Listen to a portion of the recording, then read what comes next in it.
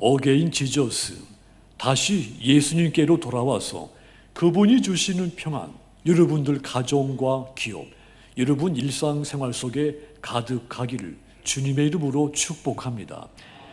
지난주 한 주간 동안에는 기도하여 여러분들의 이름이 바뀌고 삶의 태도가 변하고 다른 사람들도 변화시키며 사셨다면, 이번 주에는 복음을 들어야 할 때, 회개해야 할 때, 구원을 받아야 할 때 이 때를 놓치지 말고 구원자이신 예수 그리스도를 믿고 의지하며 사시기를 주님의 이름으로 축원합니다.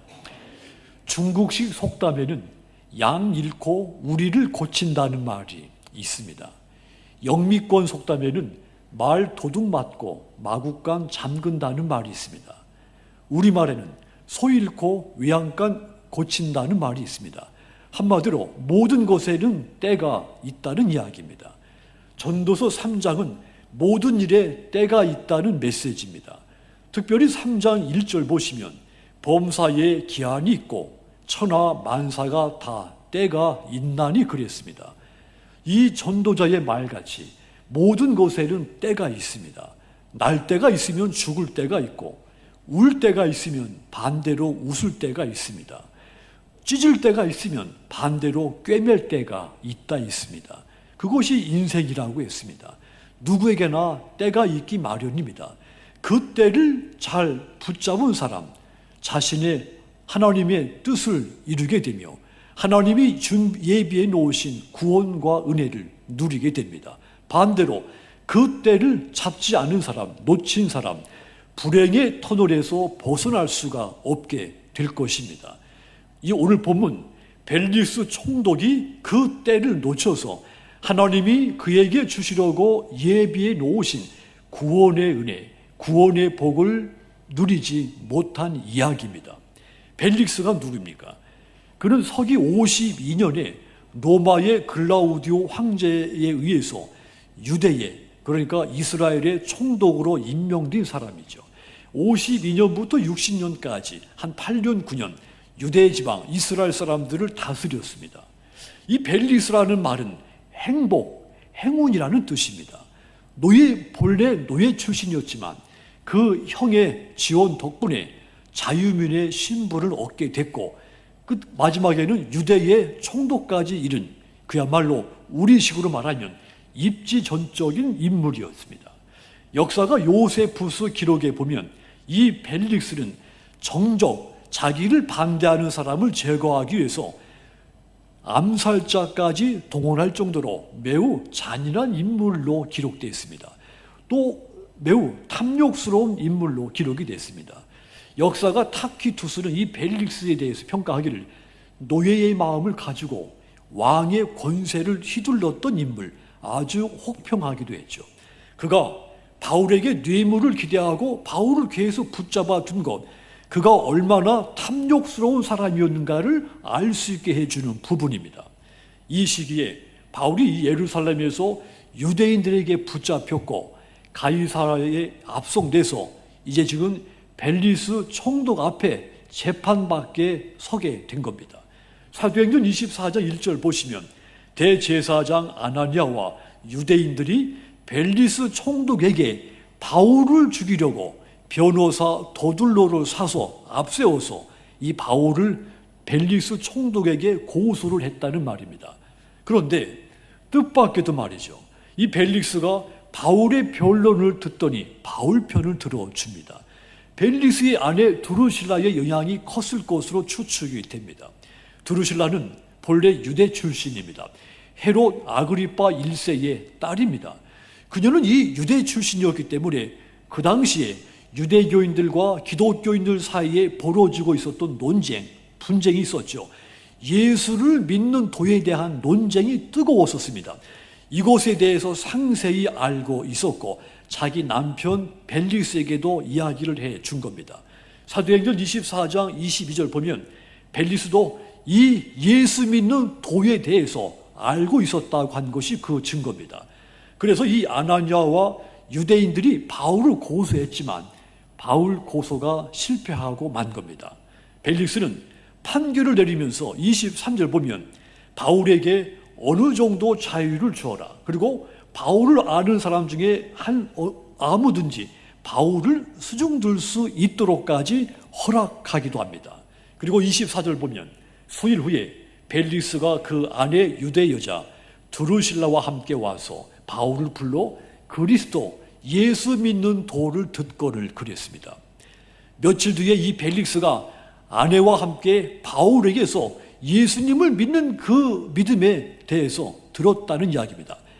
여기까지만 보면 이 벨릭스 이름대로 행운의 사람, 행복한 구원의 사람이 같이 보입니다.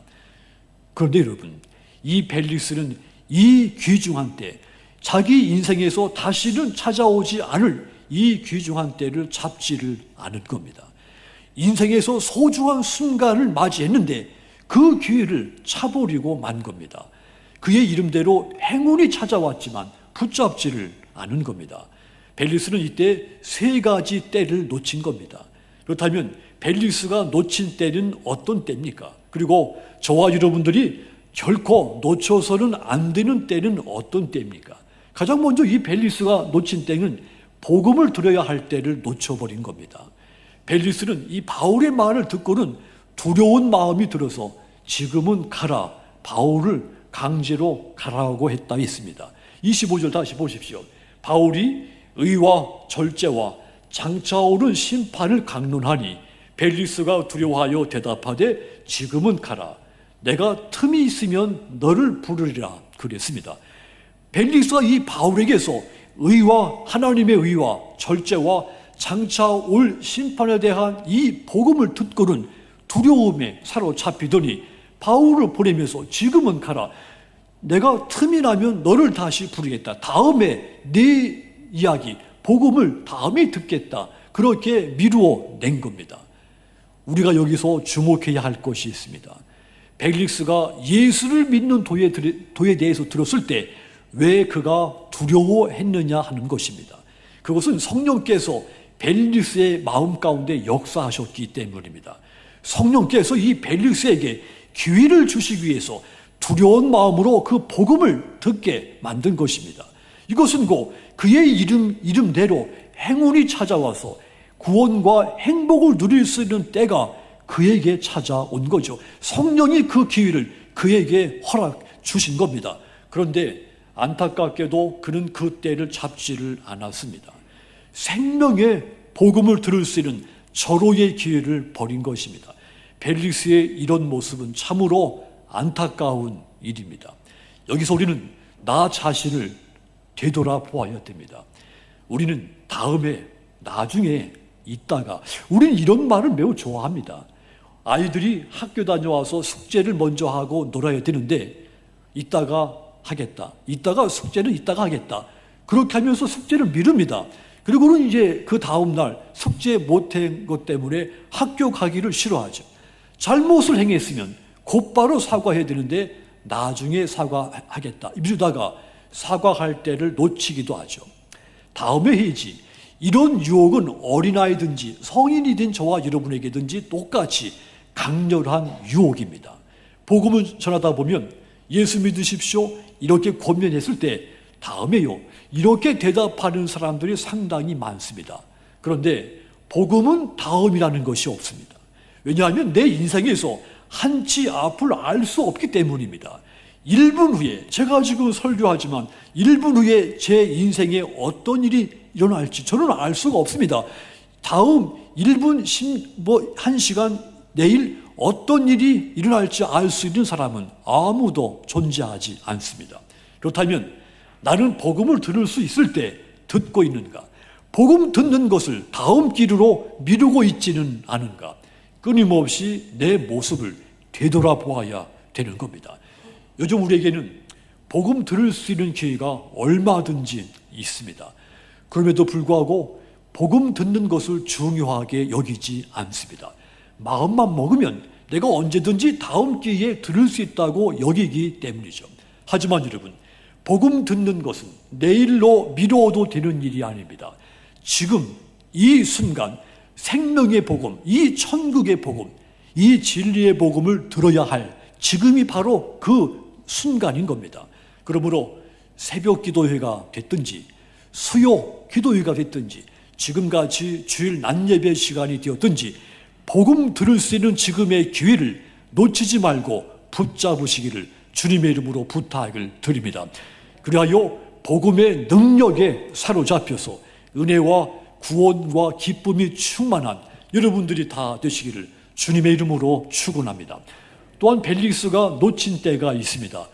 회개해야 할 때 회개하는 것을 놓친 겁니다. 하나님은 이 벨릭스에게 예수를 믿고 회개할 수 있는 기회를 준 겁니다.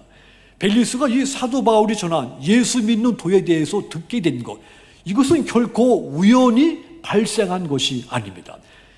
성령께서 바울을 통해 이 벨릭스에게 예수 믿는 도를 말하게 한 겁니다.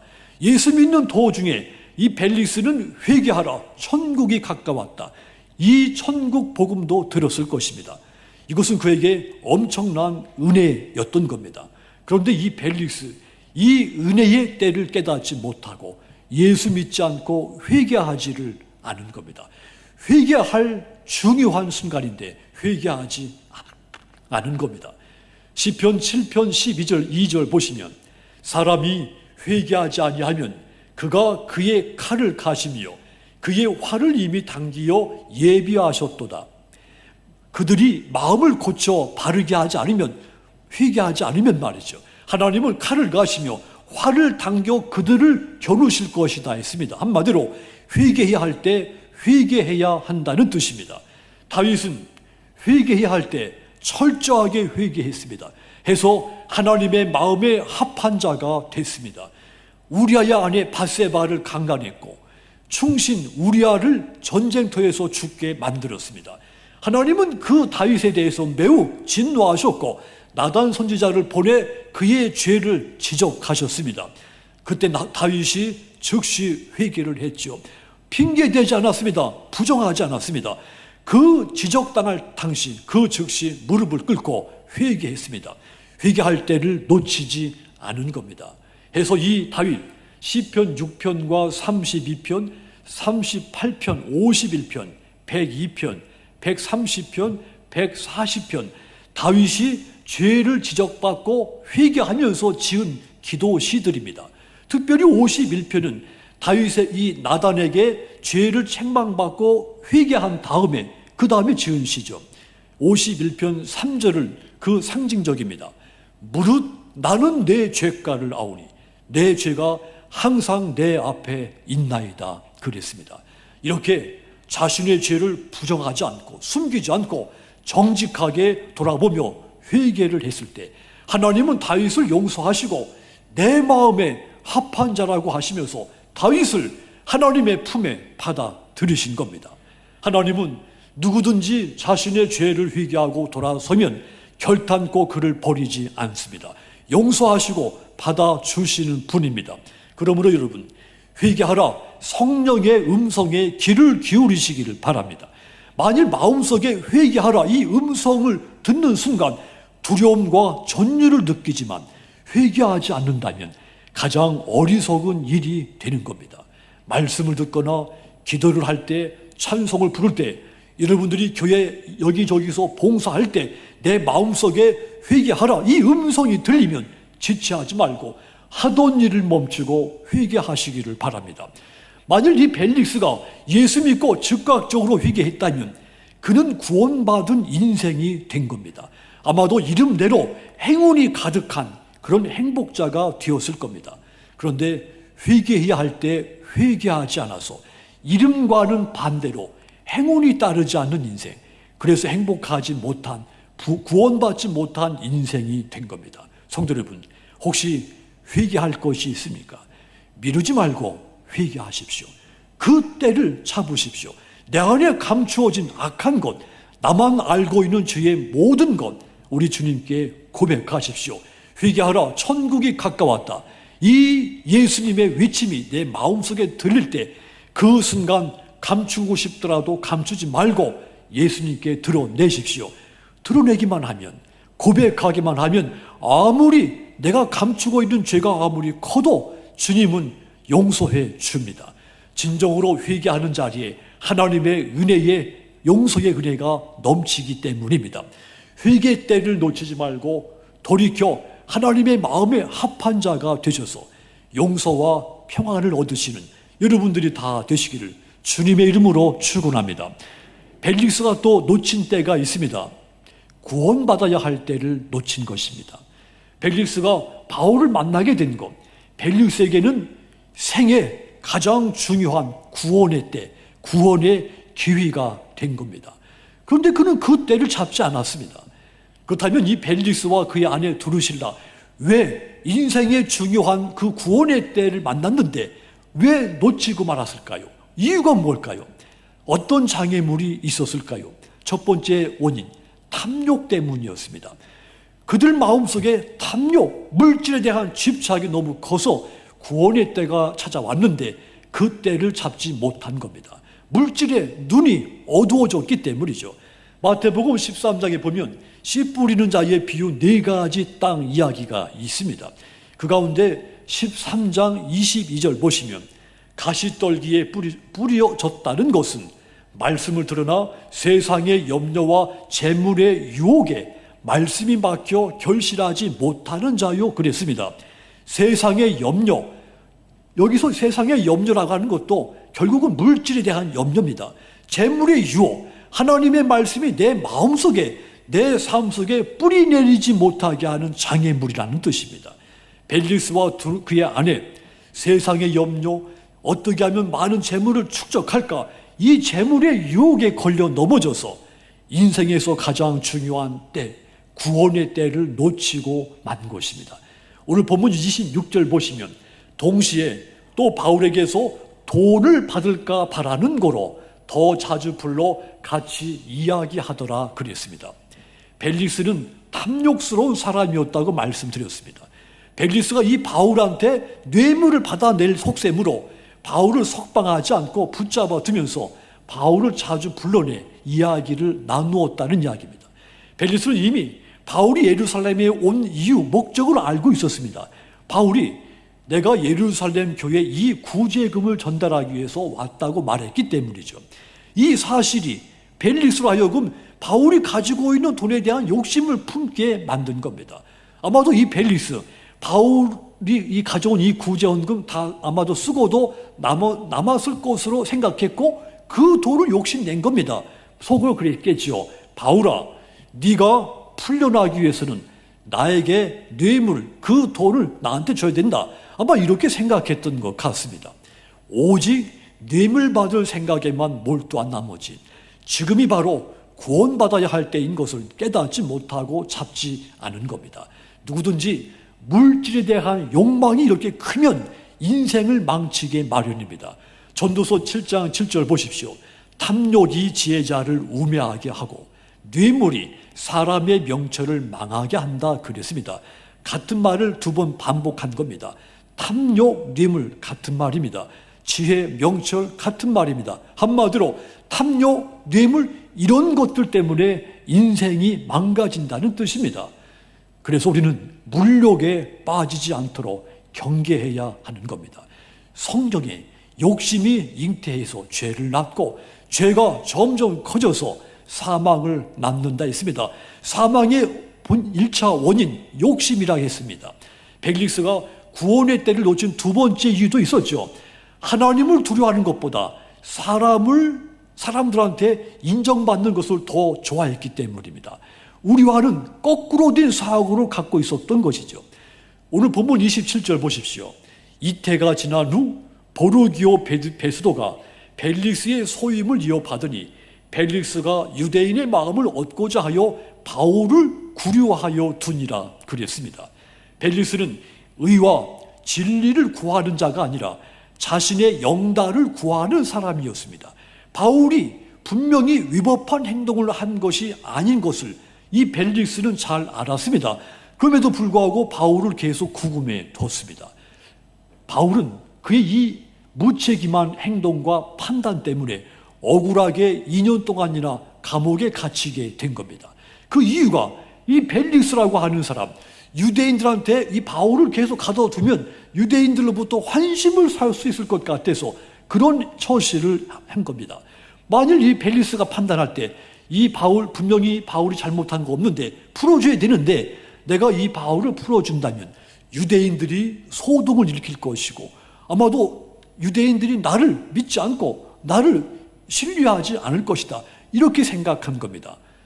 그래서 그는 지역의 치안 유지, 평화 이런 명목으로 죄가 없지만 바울을 감옥에 감금해 둔 겁니다.